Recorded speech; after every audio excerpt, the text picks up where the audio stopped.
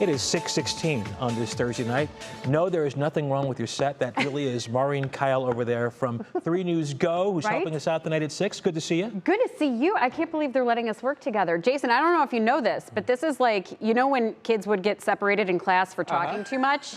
That's usually how they keep me and Russ Here we go. away. Back together You work again. nights, you work mornings. You guys are talking too much. Yeah. But it's so great. I mean, you guys are so fun. It's been like a party ever since I got here. Well, you know what? This is the best day for you to come in. It's like you're having like a field trip on the best day. The weather is Yes. nice, you know, really comfortable conditions, and we have high pressure to thanks for that. You can see here abundantly pleasant is what I'm calling it for the rest of the afternoon and into the evening here across Northeast Ohio. Temperatures expected to be slightly below average into the low 60s overnight tonight, courtesy of that performing area high, bringing in some north winds, roughly about 5 to 10 miles per hour. We cut the humidity back with this north wind coming across the lake, and we don't have a whole lot to work with here. Down in Virginia, portions of the mid-Atlantic states, they're still dealing with that stationary boundary. Stationary means it's not really moving all too much. So that is what has led to showers and even some of the heavy rain move through, causing some of those flood waters.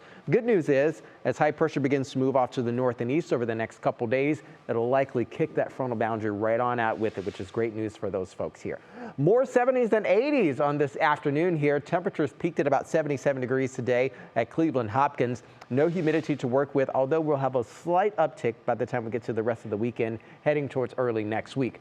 Heat continuing to build across the middle portion of the country. 97 for Kansas City, still triple-digit heat for Oklahoma City. 95 all the way up north in Pierre, with many coming in at about mid-80s at this hour here.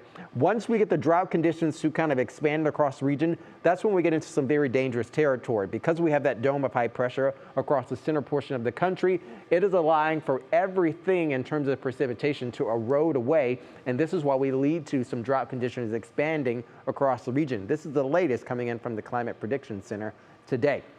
Above average temperatures are expected across much of the lower 48 over the next week or so, taking us through the end of July, and coupled with the less of precipitation, we got drought conditions likely to expand here. But the good news is there's a little bit of a sliver of hope that's coming by the time we get to Saturday here. So let's roll the clock forward here in your National Design-Mar hour-by-hour forecast. Mainly clear overnight tonight, cool, comfortable conditions waking up for Friday morning. Get the ray blockers because you'll need them. UV index will likely be elevated tomorrow as well. Once we get to the drive at 5 for our Friday afternoon, we'll add in a little bit more cloud cover, partly cloudy skies expected. Light rain could be possible late Friday night heading into early Saturday, but I think the bulk of that is likely going to come mid to late morning on Saturday. We'll have cooler conditions riding right along with that rain cooled air.